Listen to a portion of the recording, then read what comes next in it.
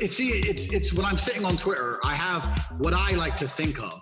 I have the very flashy teenage boy's dream of a life. I have all the girls. I've got 9 supercars. I'm living in this big mansion.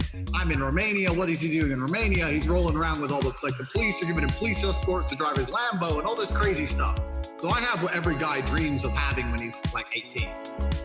And a lot of these guys, they come to me for advice, and they absolutely lack discipline as individuals. And I think that's because they weren't disciplined as a child. I have to adjust this. There you go.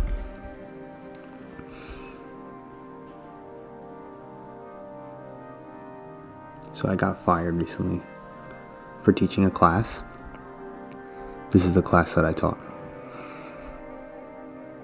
So Andrew Tate speaks in half-truths. He says something as a matter of fact and then uses an anecdote to back it up. For example, women are horrible drivers. Now, some of you guys might relate to this because you might have a mom or a sister or a daughter who happens to be a horrible driver. Or you might have somebody who prefers to let you drive if you're a man. However, it's only a bias. It's not really fact. And if he doesn't want to take into account things like insurance and companies who use data to back their information, he may disagree with the fact that premiums are actually charged higher on men who tend to get into more accidents and be more aggressive drivers than women. Now, I'm not the original person who makes this point. It's actually Hasanabi. And the reason I bring up Andrew Tate is because there's a lot of young people who listen to somebody like Andrew Tate and take what he says for face value. And by people, I mean young men who believe that perhaps the best approach to life is to get a lot of money, have sex with a lot of women, live it up, right? Be successful. But that's really one spectrum of life, very one-dimensional. And it begs the question, if that is how men are valued, and women are only valued in that mindset on one spectrum as well, if men are only valued on the spectrum of money, then that means that women must be valued on the spectrum of attractiveness. But this is new information. This is called hypergamy. Whether it's true or not, well, let's look at some of the information, right? If we look at Tinder, for example, and you compare users based on gender, you'll find that men swipe right or accept partners more often than women accept partners. And part of that is because women are more selective when looking at potential partners or boyfriends or hookups. Now, if that's the case, and I'm a guy, I would want to optimize my chances for success, whether I'm looking at it short term or long term. So the idea that men who make more money tend to be more attractive to women, according to hypergamy, and that women who look more attractive tend to get more men, according to hypergamy, it's not false. It might make people uncomfortable, but if that's the case, then it's no wonder that something like the idea of men getting paid more than women, where that idea exists, because women aren't viewed as partners based on how much money they make. Men are, which would probably motivate more young men to look at careers that get them paid more. Now, is this right? Depends on what you want. A lot of guys, including myself, have never heard that perhaps my purpose in life as a man is to be a good father and a good husband. And I'm sure a lot of young people watching this that are men have probably never heard that they could be a good role model for teens in their community, that they could be a good father figure for their children, that they could be a good husband or a good mentor. Equally viable, a lot of women probably haven't heard that they could be a successful doctor or a lawyer or a computer science teacher. It's just not something that I think is said in certain cultures and is emphasized very much in this current climate.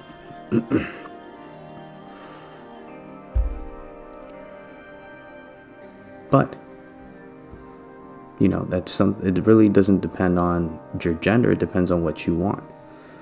Now, I know me saying that the gender pay gap is based on hypergamy might sound a little bit like a stretch. But there are things that affect the gender pay gap aside from gender. So, for example, one thing that a lot of people don't realize, that people who work late nights get paid more. People who work outside during the winter months get paid more. People who work in STEM get paid more. People who work 80-hour work weeks get paid more. People who tend to work 10% more hours than their peers in the period of 4 to 5 years end up earning close to 40% more than their peers. These are all factors that affect pay gaps. Now, whether more men commit to this or whether more women commit to this, that's something that maybe you guys might want to look up if getting rich is a concern. If poverty is a concern, the Brookings Institute came out with a study, and a lot of right-wing media outlets repeat this study, that some of the key indicators for poverty or key patterns that keep coming up. First one, not having a high school diploma. Second, not having a job out of high school. And the third, having kids out of wedlock. So my theory is, and this is just a theory, that the best approach to avoiding poverty is to get out of high school, get a job, and stay a virgin until you're 21. Now, why the third one? Why would that matter? Well, the obvious is having kids. If you have a kid out of wedlock, right, the probability of that couple staying together is severely lowered. I mean, the divorce rate is already 50%, 60%. And if you look at how long people stay together out of wedlock with a kid, living together, chances are the chances of them parting actually double each year they're living together. And by year 5, forget it. Like, your statistics are astronomically low. So, raising a kid by yourself is tough. I think over a lifetime, you'll probably spend, $1 million on a child. So the obvious reason is just the cost of having a child is astronomically high compared to what you earn after high school being astronomically low compared to your peers who graduate faster and sooner. That's the obvious reason, right? The risk of having a child. The not so obvious reason, in my theory, is that when you have sex early on during high school, I personally believe there's a residue or baggage that you carry after that relationship. Now, there's no scientific evidence to prove this, but there is a study that was put out that compared the amount of STDs within populations in the community. So a little precursor to this. When a college or when a professor or doctor wants to carry out studies, it's very hard to get willing participants, especially participants who are going to self-disclose things like an STD, right? So it's no surprise that the group that they usually get that seems to be a bit ambivalent about what they have to do or what they might be a bit skeevish to talk about, they usually get undergrad students to do these kind of studies. So what they did was, I think it was like a self-reporting survey, and they separated the concentration of STDs by sexual orientation and gender. They found that the gender and sexual orientation that had the highest concentration of STDs was bisexual females. Okay? Why this happened was because they found that bisexual females had more opportunities for sex than males and their same-sex relationship females. On top of that, they were having more unprotected sex. So the formula, according to the study, goes more partners plus more unprotected sex means higher risk of STDs. And this seems obvious, but it might not be in high school. It might not be obvious that there is protection that exists for same-sex couples, that maybe, even if you're doing something that isn't sex, right, there should be some kind of protection for that. And the idea that, the only risk associated with sex is children, that's not true. If you think about even some of the STDs that could make you infertile or get you to get really sick, it just makes more sense to just kind of wait it out. And maybe you're saying, Suarez, you want me to wait till 21 to have sex? Okay, that sounds crazy. Okay, if you're saying this, and I have to compromise, wait 4 months. You might say, well, why 4 months? What do I get out of 4 months of waiting? You avoid narcissists. What does that have to do? Hear me out. So, in life, there are going to be people who only care about themselves. And these kind of people usually are very self-centered, very charming, have a tendency to gaslight, which means you might feel like, it's always hot in this house. I don't know why. It's like I'm always sweating. It may be something you're saying to your friend.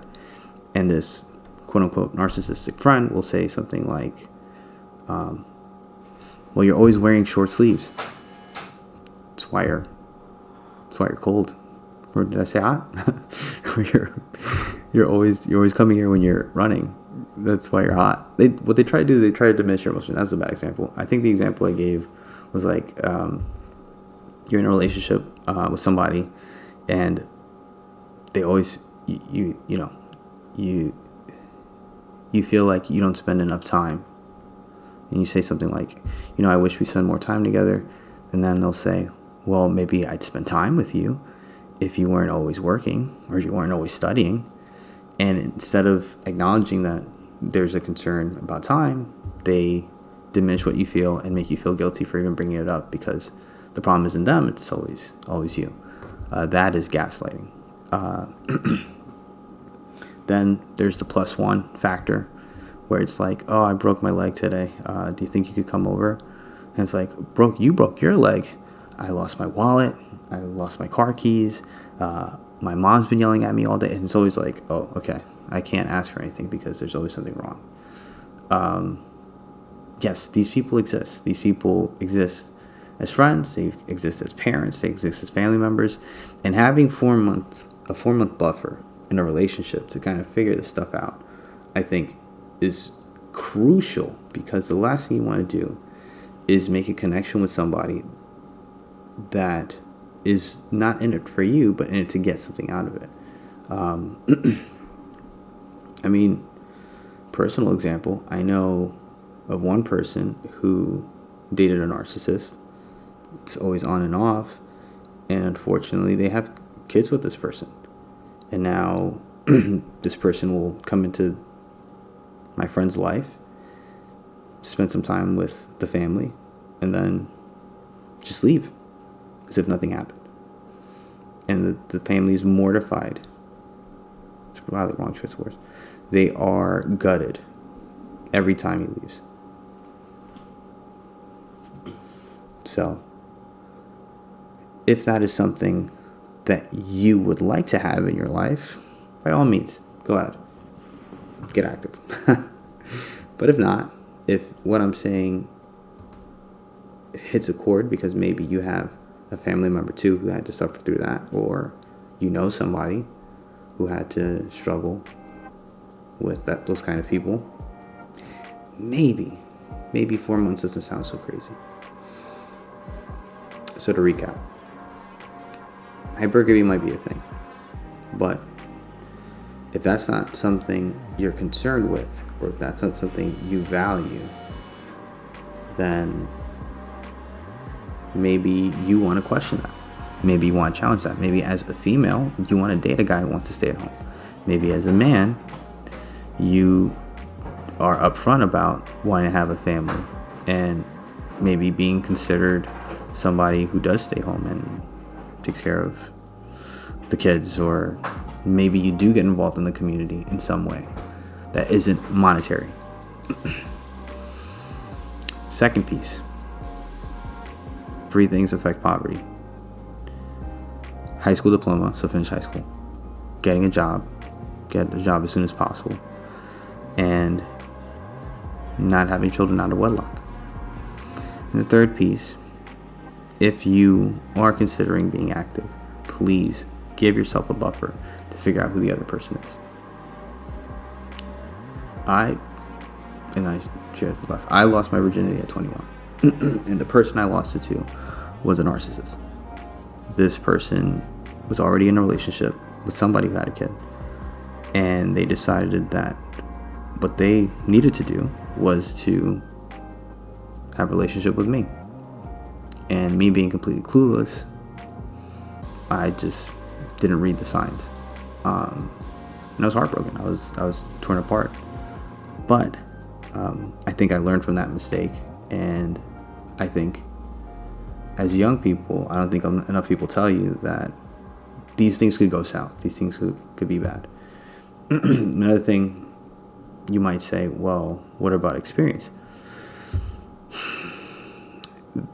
If you look at studies for what makes a relationship work, right? It's not, although sex is important, it's a barometer, it's a thermostat. It tells you if you're doing well or you're not doing well. The key things to a healthy relationship is communication, trust, and consistency, commitment. And those things really make the relationship work, but then also allow you to have a great love life, we'll say.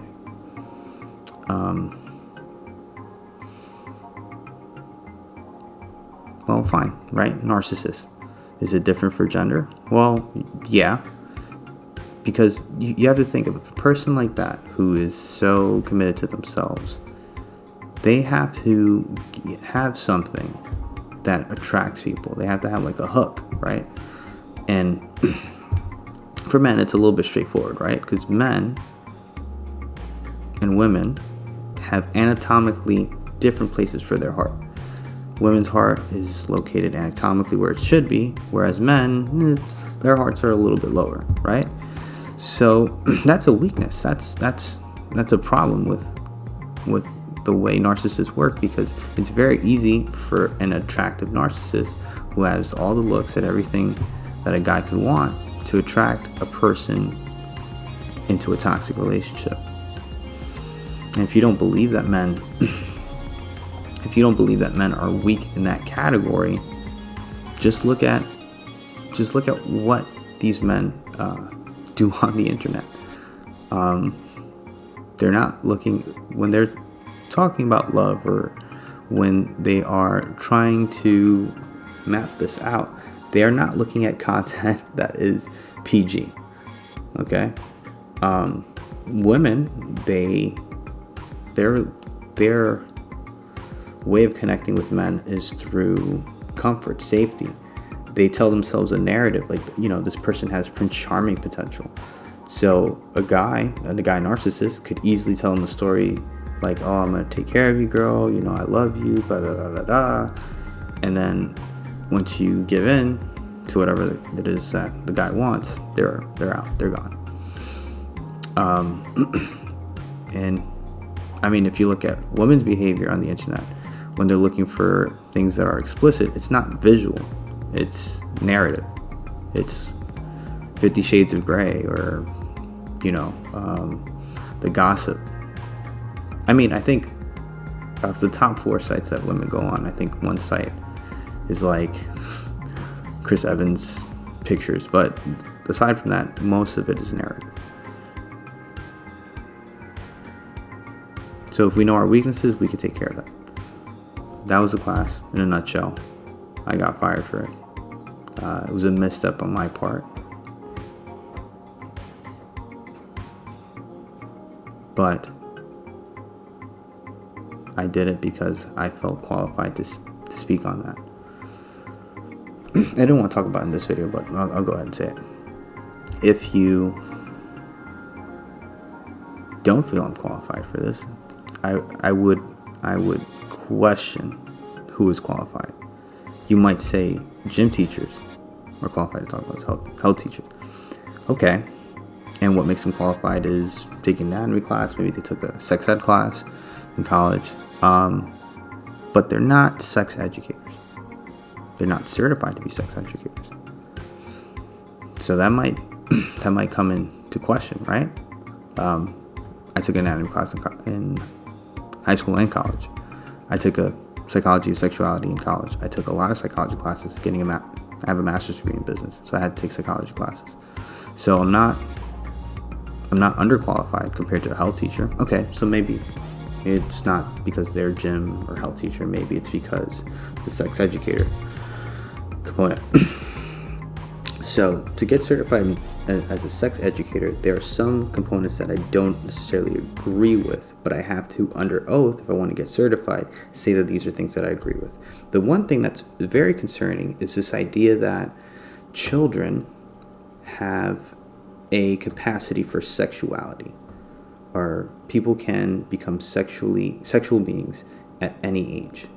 I read this as one of the tenets for understanding sexuality, and no, I don't think that is a safe tenet to have. Yes, we are born with sexual organs, and they do work, but sexual being denotes the idea that mentally, I could be starting the process to engage in sex as soon as I'm born, and that's not the case. I'm sure most such sex educators like, that's not what that tenet means. Fine. So 1, 2, 3, 4, 5. That's when I can start thinking like this. No, absolutely not. So that, I think, turned me off completely. The idea that Kinsey wrote a chapter completely on the idea of young boys' orgasms, and there's charts, right? And for those of you who aren't familiar with Kinsey, the Kinsey Institute was founded as a organization dedicated to the study of different sexual ideologies and practices in order to liberate the humans, because us as a species have been oppressed and stagnated in our lovemaking and in our relationships.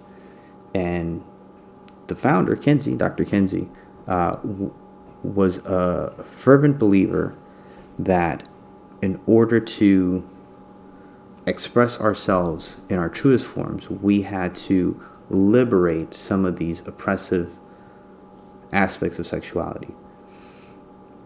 And in order to do that, he had to do very risky studies, including asking pedophiles what their experience was with young boys. And these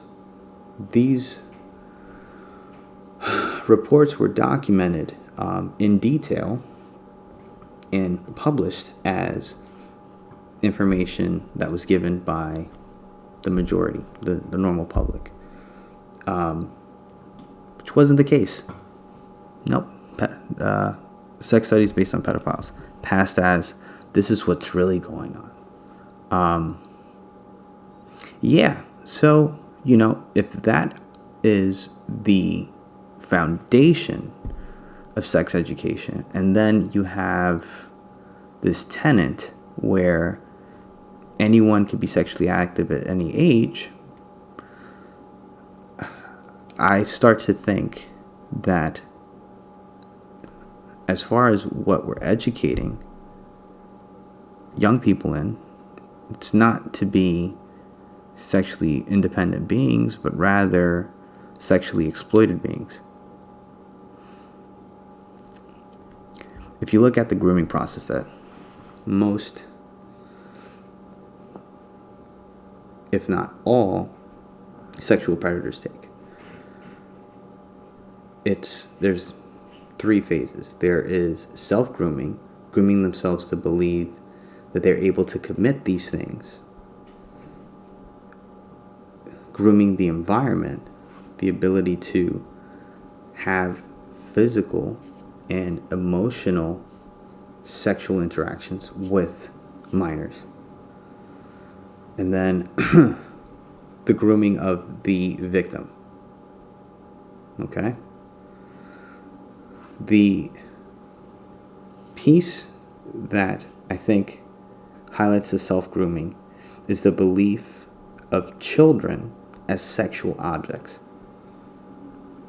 And this idea that we have to protect them. Excuse me, because this is a little upsetting. So, as sex educators who, like I said before, have these tenets and have a foundation of relying on not accurate information, or not that it's not accurate, it's accurate because it's pedophiles. I'm sure they are, very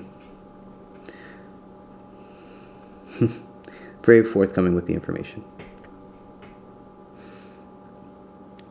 I unfortunately tend to believe that these sex educators, although well-meaning, are in the process of grooming our young people to become victimized by not just sexual predators, but by an economy that also exploits them. Things like OnlyFans, right? Where you have companies that recruit young women out of high school to be OnlyFans models. And for those of you who aren't aware of what OnlyFans is, it's a website that people can post explicit content to a paying membership.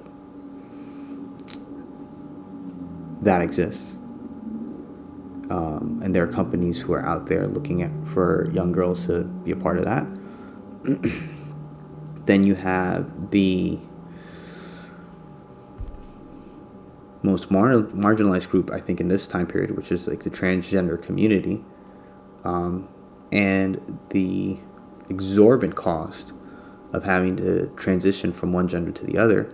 And you have pharmaceutical companies benefiting from that. You have doctors benefiting from that. You have psychologists benefiting from that. And the sex educators continue to purport that and affirm what these kids think and believe without thinking, well, wait a minute here. If these companies are benefiting from this, is there some bias to that?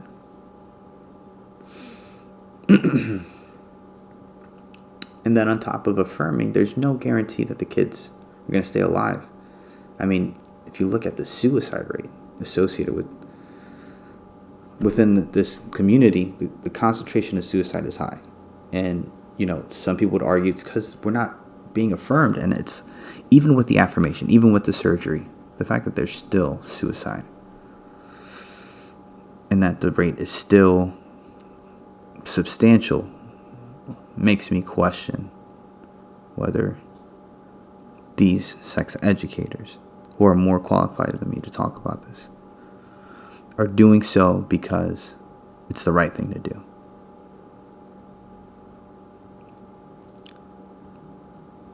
And I'll leave it at that.